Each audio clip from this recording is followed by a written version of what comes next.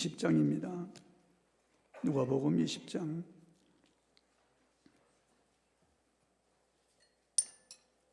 45절에서 47절까지입니다.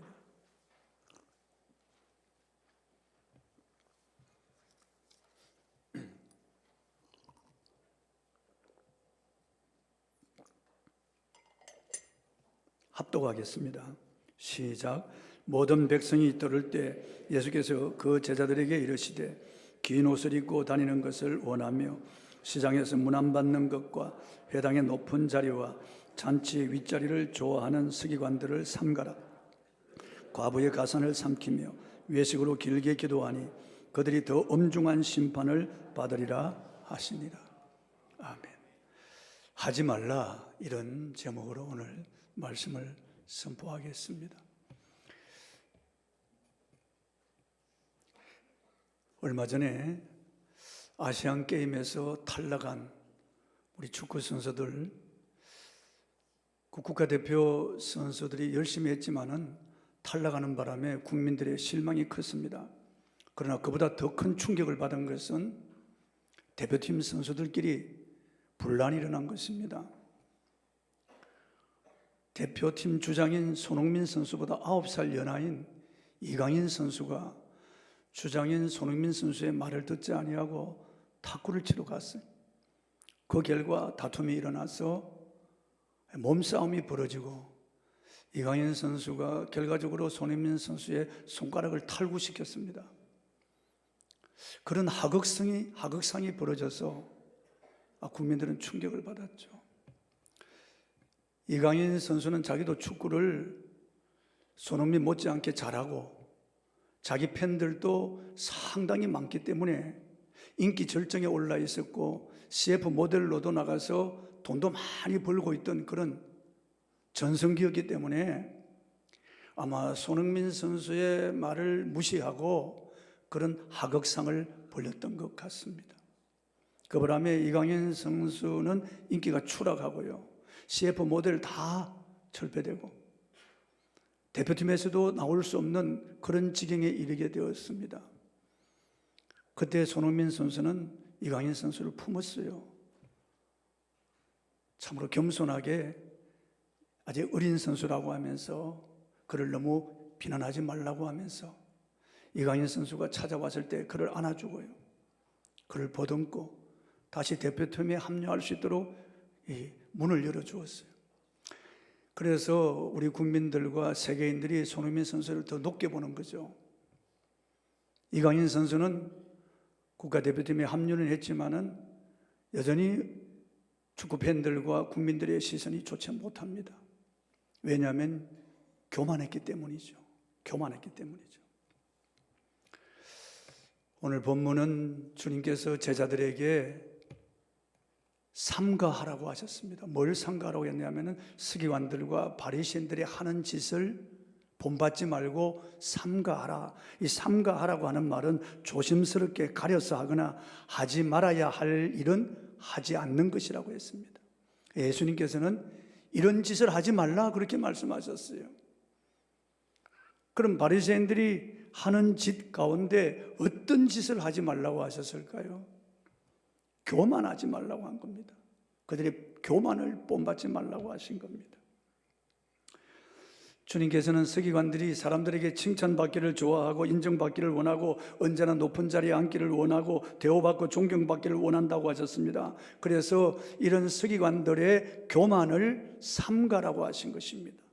본문 46절입니다. 읽어보겠습니다. 긴 옷을 입고 다니는 것을 원하며 시장에서 문안받는 것과 회당의 높은 자리와 잔치의 윗자리를 좋아하는 서기관들을 삼가라. 이 말씀은 바리새인들의 교만을 잘 보여주고 있습니다. 주님께서 이렇게 사람들에게 높임받기를 원하고 인정받기를 원하고 우쭐대고 자랑하기를 원하고 긴 옷을 입고 다니면서 사람들의 시선을 끄는 이런 교만한 행위를 하지 말라고 하신 겁니다. 예수님께서는 바리새인들의 이 교만과 맹인욕을 책망하셨습니다. 누가복음 11장 43절입니다. 읽어보겠습니다. 화 있을진저 너희 바리새인이여, 너희가 회당의 높은 자리와 시장에서 문안받는 것을 기뻐하는도다 그랬습니다. 회당의 높은 자리와 잔치의 윗자리를 좋아한다는 것은 그 마음에 하나님에 대한 의식이 없고 그들이 하나님의 자리에 앉기를 원한다고 하는 것을 보여주는 것입니다. 실제로 예수님께서 그들이 모세의 자리에 앉았다고 말씀하시는 거예요. 하나님은 교만을 용납하지 않습니다. 이 교만은 약이 없어요. 성경에 하나님은 교만한 자를 대적하시고 겸손한 자에게 은혜를 베푸신다고 말씀하십니다. 하나님은 교만한 자를 물리치신다고 말씀하십니다. 하나님이 가장 싫어하는 죄, 미워하는 죄가 바로 이 교만이란 말이에요. 교만은 여러 가지 형태를 가집니다. 어떤 이는 그의 외모를 자랑하고, 다른 이는 그들의 인종을 자랑하고, 혹은 그들의 부와 사업을 자랑하고, 또한 그들의 사회적인 지위를 자랑합니다. 세계 제2차 대전을 일으켜 수많은 사람을 살상한 히틀러는 인종 우울주의에 빠진 사이코패스였습니다.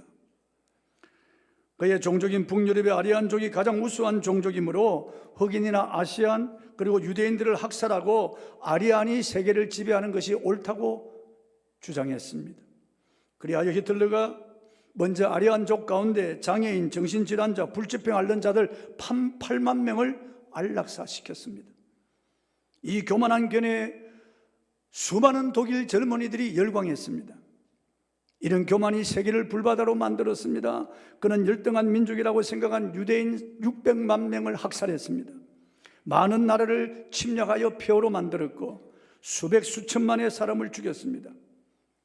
이게 히틀러의 교만 때문이었습니다. 인종 우울주의의 교만이 이런 비극을 낳은 겁니다.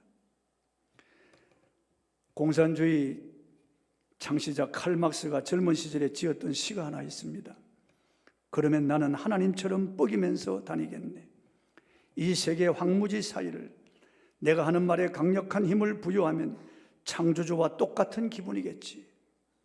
그가 지은 이 시에서 나타나듯이 창조주와 자신을 동일시하고자 하였으며 자신의 말이 창조주의 말처럼 강력하기를 원했던 칼 막스는 기독교의 인간관, 죄관, 구원관, 종말관을 모두 뒤집어 놓은 마르크스주의를 만들어냈습니다.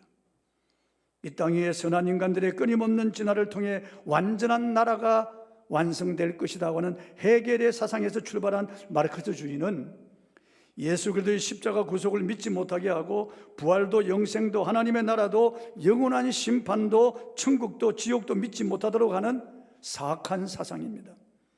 오직 공산주의를 신봉하면은 종국에 가서 반드시 지상낙원 유토피아가 온다고 가르치는 사상이 바로 이 마르크스주의입니다. 모두가 만족하는 세계를 건설할 수 있다고 인본주의를 내세우는 이런 악한 사상이 바로 공산주의 사상입니다. 이미 역사에서 실패한 이 사상은 오늘날 종교다원주의 혹은 다문화주의라는 새로운 가면을 쓰고 나타나기도 하고 차별감지법 혹은 젠더 사상의 가면을 쓰고 나타나고 있습니다. 이 모두는 하나님을 무시하고 하나님이 세운 권위를 파괴하는 인본주의요, 인간을 하나님의 자리에 두는 교만한 사상입니다. 다른 죄는 회개하고 새롭게 할 수 있지만 이 교만한 자는 정말 회개하기 어려워요. 하늘의 천사장 루시퍼가 교만해서 사탄이 되고요, 천사들이 교만해서 귀신이 되고 말았던 겁니다. 이사야 14장 12절에서 15절 말씀을 한번 읽어보겠습니다. 시작. 너 아침의 아들 계명성이요 어찌 그리 하늘에서 떨어졌으며 너 열국을 엎은 자여 어찌 그리 땅에 찍혔는고 내가 내 마음에 이르기를 내가 하늘에 올라 하나님의 뭇배리에 내 자리를 높이리라. 내가 북극 지폐의 산 위에 있으리라. 가장 높은 구름에 올라가 지극히 높은 이와 같아지리라 하는도다. 그러나 이제 내가 서울 곧 구덩이 맨 밑에 떨어짐을 당하리로다. 영어 성경에 보면은 내가 하리라고 하는 이런 말이 5번 반복되고 있습니다. 내가 하나님보다 높아지리라. 내가 하나님과 비기리라. 내가 하늘 구름이 올라 내가 지극히 높은 자와 비기리라. 얼마나 교만합니까? 이 우주 안에서 처음으로 반역이 일어난 겁니다. 하나님을 대적하는 대적자가 일어난 겁니다. 이게 바로 천사장이 교만해서 일어난 사건입니다. 그리고 하나님이 그를 찍어서 공중으로 던졌습니다. 그의 종말은 지옥의 맨 밑창 무저갱이라고 성경은 말씀하고 있습니다. 사탄은 모든 천사 중에서 가장 높은 천사장, 기름 부음을 받은 덤는 그룹이었습니다. 그가 지음을 받던 날에 소고와 비파가 예배되었습니다. 하늘에 음악을 관장하는 천사장이었어요. 하나님의 화강 사이를 거느렸습니다. 하나님의 보좌 가장 가까운 곳에 있는 수호천사였습니다. 하나님이 그를 지을 때 모든 충족한 것으로 그를 지었다고 했습니다. 그러자 마침내 그의 불의가 드러났습니다. 얼마나 교만한지 알 수 없습니다. 하나님처럼 되려고 하다가 그는 찍혀서 저주받은 영물이 되고 말았던 것입니다. 그래서 하나님은 이 교만을 가장 미워하시는 겁니다. 그래서 예수님께서는 교만하지 말라고 말씀하는 겁니다. 이 바리새인 서기관들처럼 교만하지 말라고 하는 겁니다. 이 바리새인과 세리가 기도하러 성전에 왔습니다. 바리새인은 나는 다른 사람과 같지 않음을 감사합니다. 나는 저 세리와 같지 않음을 감사하나이다. 그렇게 자신을 높이고 이 교만을 드러냈습니다. 그러나 세리는 가슴을 치면서 하나님이여 나를 불쌍히 여기소서. 감히 얼굴을 들고 우르르 보지도 못하고 얼굴을 숙인 채 가슴을 치면서 불쌍히 여겨달라고 했습니다. 예수님께서는 이 세리가 의롭다함을 받았다고 했습니다. 그러므로 여러분, 우리는 겸손해져야 되겠습니다. 교만할 건덕지가 없는 사람들이에요. 시편 103편 13절 14절에 보면은 아버지가 그 자식을 아들을 불쌍히 여긴 같이 여호와께서 그를 경외하는 자를 긍휼히 여기시나니, 이는 그가 우리가 먼지요 진토임을 아심이라고 그랬습니다. 우리가 먼지요 진토라고 하는 겁니다. 저는 장례식을 많이 보았습니다. 그래서 화장장에 가서 사람의 시체를 태우고 남은 그 재, 인간의 결국은 재뿐이에요. 그래서 아브라함도 하나님께 기도하다가 티끌과 재 같은 저라도 감히 그렇게 자신을 티끌과 재라고 했습니다. 모세도 시편 90편에 우리가 먼지요 티끌이라고 했습니다. 다윗도 그랬어요. 하나님은 우리의 체질을 아시며 우리가 먼지임을 아신다고 했습니다. 그래서 우리를 긍휼히 여기시는 거예요. 자기가 체질이 약한 티끌과 재, 먼지임을 아는 그런 사람들이 겸손한 거예요. 저는 며칠 전에 분당 우리 교회에 담임하고 있는 이찬수 목사님의 설교를 들었습니다. 그분이 하나님이 가장 싫어하시는 것이 교만이라고 했습니다. 하나님이 가장 미워하시는 자가 교만한 자라고 했습니다. 그러면서 그는 분당 우리 교회를 개척하고 난 다음 사람들이 계속 몰려들고요, 교회가 급성장을 할 때 자기 아이들, 그때 아이들 4살, 5살인데 이 두 아이를 앞에 앉혀놓고 얘들아, 아빠가 설교를 잘하고 아빠가 똑똑해서 우리 교회가 이렇게 성장하고 사람들이 우리 교회로 이렇게 많이 몰려드는 게 아니야. 아빠는 먼지와 재뿐이다. 하나님이 나를 불쌍히 여기셔서 사람들을 이렇게 보내주시는 거란다. 알았지? 그랬다. 그 4살, 5살 먹은 애들이 뭘 알겠느냐는 거예요. 자기 자신에게 그렇게 말한다는 거예요. 아이들을 앉혀놓고 우리 교회가 이렇게 성장하고 이렇게 부흥하는 것은 내가 잘나고 똑똑하고 설교를 잘해서 이렇게 부흥하는 것이 아니다. 나는 먼지와 재뿐이다. 하나님이 나를 불쌍히 여기셔서 이렇게 사람들을 보내주시는 거란다. 그런데 아이들이 점점 크면서 앞에 앉혀놓고 그런 말을 하니까 피식 웃고 잘 듣지 않으려고 한다는 거예요. 그래서 이번에는 집에서 키우는 애완견을 앉혀놓고, 야 개야, 너는 개 세계밖에 모르겠지만은 사실 우리 분당 우리 교회가 이렇게 사람들이 많이 모이고 이렇게 성장하는 것은 내가 잘나고 똑똑해서가 아니고 내가 설교를 잘해서가 아니고 하나님이 나를 불쌍히 여기시는 거란다. 나는 재와 먼지일 뿐이야. 알겠지? 알면 손. 요즘도 그런다는 거예요, 여러분. 나는 참, 야, 이분이 정말 겸손하구나. 참, 이분이 정말 훌륭하구나. 이러니까 하나님이 그 그릇에다가 담아주시는구나. 그렇게 제가 느꼈습니다. 교만하면 안 돼요, 여러분.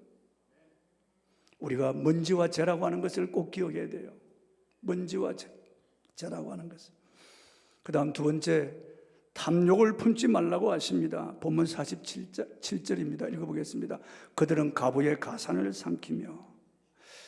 여러분, 이 서기관들이, 이 유대인들이 성도들이 헌금하는 것으로 월급을 받으면서 율법을 연구하고요, 가르치거든요. 가난한 가부들이 정말 어려운 가운데서 헌금하는 그 헌금을 그들은 삼키는 거예요.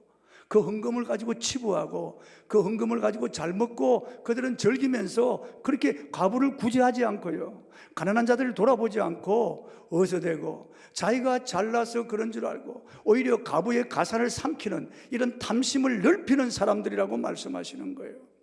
예수님께서는 상과 탐심을 물리치라, 그리고 탐심은 우상숭배라고 말씀하셨어요. 여러분, 탐심을 물리쳐야 되는 거예요. 십계명 제일 마지막 계명에 이웃의 것을 탐내지 말라고 말씀하셨습니다. 이웃의 아내나 이웃의 낙이나 소나 재산들을 탐내지 말라고 하는 겁니다. 서기관들은 헌금으로 치부하고요, 그들의 배를 불리고 욕심을 엄부처럼 넓히는 거예요. 그래서 예수님께서는 과부의 가산을 삼키는 자들이라고 그들을 책망하시는 거예요. 주님께서는 너희가 하나님과 재물을 겸하여 섬길 수 없다고 말씀하셨습니다. 하나님과 재물을 겸하여 섬길 수 없는 거예요. 요즘 사람들은 정말 욕심을 많이 넓히고 있습니다. 우리 한국에 두 번째, 세 번째 정도 가는 이런 재벌 총수가 이혼 소송을 걸어가지고 얼마 전에 2심에서 말이죠, 자기의 재산의 35%를 그 아내 된 사람에게 주라고 하는 그런 판결이 내렸습니다. 천문학적인 숫자예요. 위자료도 20억이나 주라고 그랬습니다. 왜 그러냐면은 우리 한국은 일부 일처제인데 이 사람은 일부 일처제를 인정하지 아니하고 자기 부인이 있음에도 불구하고 삼남매가 있음에도 불구하고 다른 사람의 아내를 취하였다는 거예요. 이 김모 여인은 말이에요, 미국 LA에서 아주 부잣집의 부인이었어요. 그 미국 LA 사람이라면 그 여인의 남편을 모를 사람이 없을 정도로 상당한 그런 부자예요. 팔로스 버디스라고 하는 곳에 궁정 같은 집을 가지고 있습니다. 엄청난 그런 기업을 가지고 있는 그런 부자 남편이에요. 그런데도 그 최모 씨의 재산이 훨씬 많으니까 그쪽으로 눈을 돌린 거예요. 그래서 불륜을 저지르고 상간녀가 된 겁니다. 제가 한 달이 건너서 그 김모 여인의 남편을 잘 압니다. 아주 잘생기고 똑똑한 사람이고 아주 기업가예요.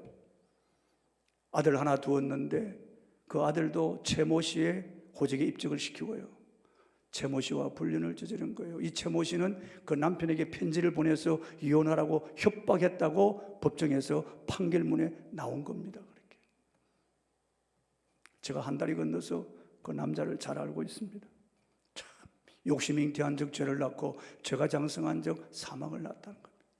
돈을 사랑함이 일만하게 뿌리가 된다고 했는데 잠시 잠깐 후면 먼지와 재로 돌아갈 우리 인생인데 욕심을 그렇게 넓히는 거예요. 요 가까운 교회 말이죠, 장로님, 권사님 그 부부의 딸이 미스 코리아에 당선이 됐어요. 그래서 우리 부부를 초청해서 호텔에서 파티를 여는데요, 내가 가서 보니까 그 딸이 나와서 인사하는데 딸이 너무 아름다운 거예요. 그 딸은 조금 있다 KBS 아나운서가 됩니다. 장모 여인인데요. 그런데 놀라운 것은 얼마 있다가 그보다 27살이 많은 모 그룹의 총수와 결혼한 거예요. 이 모 그룹의 총수는요 3번 이혼했어요. 첫 번째는 미스 코리아 진하고 결혼해서 이혼하고요, 두 번째는 유명한 배우하고 결혼했다가 이혼하고, 세 번째는 유명한 가수 펄 시스터즈라고 그 배모 가수하고 결혼해서 또 이혼했습니다. 그리고 네 번째 이 장모, 이 젊은 자매 27살 연하의 그 자매하고 결혼한 거예요. 장로 딸인데, 권사 딸인데, 바로 이웃 교회인데, 저하고도 잘 알죠. 우리 같은 교단인데요. 그런데 돈 때문에 그 나이 많은 사람 결혼했잖아요. 작년 10월 25일 날 그 재벌은 죽었습니다. 죽기 전에 인터뷰한 것을 보니까 머리 산발하고요, 수염도 그냥 콱 길러가지고 꼭 무슨 자연인처럼 그렇게 해서 말도 제대로 못하더라고. 아무것도 아니에요. 인생이에요. 돈 보고 그렇게 마음을 돈에 빼앗기면 안 돼요. 돈이 행복을 주는 게 아닙니다, 여러분. 제가 어제 잠깐 TV를 보니까요, 인도 남부지방의 그 어부들이요, 바다에 가서 파도와 사투를 불리면서 고기를 잡는데요, 아주 그 어로 장비도 영세한 것이에요. 그물을 들고 두 사람이 들어가서 그 그물을 바닷속에 내려가서 고기를 잡는 거예요. 그러니까 고기 몇 마리 잡아요. 그런데 무태 나와서 그 사람들이 행복하다고 하는 거예요. 너무나 가난하게 보이는데 너무나 힘들게 살면서도 바다가 있어 행복하고 물고기를 잡을 수 있어서 행복하고 이것을 팔아서 가족들하고 밥을 나누어 먹을 수 있으니까 너무 행복하다는 거예요. 그런 가난한 그런 나라에 사는 사람들이 정말 하루 한 끼를 걱정하는 그 사람들이 오히려 만족하고 감사하고 행복하다고 하는데, 우리 젊은이들이 얼마나 불만이 많은지 모릅니다, 여러분. 이것도 포기하고 저것도 포기한다는 거예요. 제가 어릴 때는요, 정말 촉은 목표로 살았습니다. 보릿고개 달면 누렇게 부황 뜬 얼굴로 사는 사람들이 많았습니다. 제대로 먹지 못하고 한 끼를 걱정하는 고구마와 감자로 사는 사람들도 많았습니다. 그런데 오늘날 끼니 걱정을 하지 않는 이런 세대가 되었어요. 5천년 민족의 역사 가운데서 가장 잘 산다는 그런 시대를 만났는데도 얼마나 많은 가정에 불평하고 원망하고 또 서로 비교하면서 아주 상대적인 빈곤감, 박탈감을 느끼는 사람들이 많은지 모릅니다. 여러분, 탐심을 버려야 됩니다. 하나님이 우리에게 주신 것으로 만족하고 자족하고 감사하는 삶을 살기를 주의 이름으로 축원합니다. 돈이 주인이 되면 안 돼요, 여러분. 돈이 여러분의 신이 되면 안 돼요. 하나님이 주신 것으로 감사하십시오. 그러면 하나님이 더 채워주실 것이에요. 감사할 때 하나님이 나누도록 만들어 주실 겁니다. 감사할 때 풍족하게 하실 겁니다. 이 바리새인들은 가부의 가산을 삼키는 사람들이에요. 아주 탐심에 가득 찬 사람들이었어요. 그래서 예수님께서는 탐심을 물리치라고 하신 거예요. 세 번째, 위선을 행하지 말라고 하십니다. 본문 47절 하반절입니다. 외식으로 길게 기도하니, 서기관들은 외식으로 길게 기도하는 겁니다. 사람들이 보라고요. 사거리에 가서 많은 사람들이 모이는 곳에 두 손을 높이 들고 나는 이렇게 기도합니다 하고 기도하는 거예요. 구제할 때도 나팔 불면서 구제합니다. 사람들을 모아놓고 구제하는 거예요. 요즘 같은 사진 찍는 것과 똑같은 거죠. 금식할 때는 흉한 모습을 하고 내 금식함내 하고 금식을 합니다. 사람에게 보이려고 하는 것입니다. 위선자들이죠. 그래서 예수님께서는 위선을 떨지 말라고 하는 겁니다. 외식하는 자가 되지 말라고 말씀하는 겁니다. 재미있는 일화가 있습니다. 전에도 제가 한번 말씀을 드렸죠. 어떤 군인이 대령에서 장군으로 진급이 되어서 장군 사무실에 처음으로 들어가서 그 책상 앞에 앉았습니다. 여러분, 대령과 장군은 엄청난 차이입니다. 대우가 엄청난 차이가 있다고요. 장군 책상에 앉아서 맹패가 있는데 붉은 별이 달린 그런 맹패 앞에서 딱 의자에 앉으니까 너무 기분이 좋아서 막 소리 지르고 싶고 누구인가 막 자랑하고 싶고 뽐내고 싶은 마음이 막 일어났습니다. 마침 사병 한 사람이 들어오니까 전화기를 들고, 예, 대통령 각하 열심히 하도록 하겠습니다, 감사합니다 하고 전화를 딱 내려놓았습니다. 어정쩡하게 서 있는 사병에게 무슨 일로 왔느냐고 물었습니다. 사병은 잠시 주저하다가 대답을 했습니다. 네, 장군님, 사무실에 새로 전화선을 연결해 드리려고 왔습니다. 그러더라고요. 위선과 거짓말은 교만에서 나옵니다. 예나 지금이나 변함없는 진리의 말씀입니다. 예수께서 바리새인들의 외식을 책망했습니다. 누가복음 11장 44절입니다. 읽어보겠습니다. 화 있을진저 너희요, 너희는 팽토장한 무덤 같아서 그 위를 밟는 사람이 알지 못하느니라. 여러분, 유대 율법에는요, 무덤을 밟으면 부정하다고 되어 있습니다. 무덤을 밟으면 안 돼요. 그런데 팽토장 해놓았기 때문에 무덤인 줄 모르고 밟고 지나가는 겁니다. 이 말씀은요, 바리새인들이요, 그들만 이렇게 죄를 짓는 것이 아니고 다른 사람들까지 죄를 짓게 만든다는 거예요. 배나 더 지옥 자식이 되게 만든다는 거예요. 그들의 그 행위를 통해서 저 서기관 바리새인들이 저렇게 하는데 뭐 우리도 하면 어때? 이렇게 생각한다는 거예요. 예수님께서는 그들을 향하여 회칠한 무덤이라고 저주하셨습니다. 예수님 마음이 온유하고 겸손한 분이에요. 예수님은 창녀와 세리들과 함께 잡수시고 그들을 사랑하신 분이에요. 그런데 이 외식하는 자들, 이 위선자들에 대해서는 예수님은 화산 폭발하는 것처럼 폭발하셨어요. 그들을 향하여 저주하셨어요. 그들을 향하여 폭탄처럼 저주를 퍼부으셨습니다. 회칠한 무덤이라고요. 여러분, 회칠하면 무덤이 아주 하얗게 깨끗하게 보입니다. 그러나 그 무덤 속에는 뼈가 썩고 있는 거예요. 구더기가 끓고 있는 거예요. 겉다르고 속다른 이 사람들을 향하여 예수님께서 회칠한 무덤이라고 책망하신 거예요. 주님은 이들을 외식하는 자들이라고 책망했습니다. 외식은 가족들이 요리집에 가서 식사하는 것이 아니라 바깥 외자에 치장할 식자예요. 밖으로만 치장한다는, 그런 척 한다는 거예요. 잘 믿는 척, 경건한 척, 거룩한 척 한다는 겁니다. 사람 앞에서 자기를 치장한다는 겁니다. 그러나 보이지 않는 곳에 가서는 교만하고 탐심을 음부처럼 벌리고 위선적인 삶을 산다는 것입니다. 원래 이 외식이라고 하는 말은 배우가 무대에서 가면 쓰고 연극하는 것을 가리키는 말이에요. 가면을 쓰고 연극할 때는요, 여러 가지 역할을 합니다. 그러나 무대에서 내려오면은 그 배우는 다른 사람이 되는 겁니다. 이 바리새인들이 그랬다는 겁니다. 이 사람들은 율법을 준수하는 것처럼 보였습니다. 그러나 그건 배역일 뿐이었습니다. 그들의 인격과 삶은 그렇지 못했다는 겁니다. 그들의 율법 준수는 위선이었습니다. 이 시대는 내로남불의 시대입니다. 내가 하면 로맨스고 남이 하면 불륜이라는 말이에요. 얼마나 다른 사람에 대해서 지적하고 말이죠. 비난하고 비판하고, 다른 사람들에 대해서는 자기 눈에 대들보가 있음에도 불구하고 놈의 친을 찾는 겁니다. 남을 무시하고 정죄하고 다른 사람의 허물을 퍼뜨리는 그런 사람들이 위선자들입니다. 이런 사람들, 이게 바로 외식하는 사람들입니다. 하나님은 우리를 보시는 거예요. 우리의 겉모습만 보시는 것이 아니고 하나님은 우리의 중심을 보시는 겁니다. 사람은 외모를 보고 판단하잖아요. 그럼 우리 하나님 외모를 보시지 않습니다. 하나님 우리 마음을 보신다는 거예요. 10길 물속은 몰라도 한 길도 안 되는, 10길 물속은 알아도 한 길도 안 되는 사람의 마음을 모른다는 거예요. 그러나 하나님은 우리의 중심을 보십니다. 우리 폐부를 시험하신다고 말씀하는 것이에요.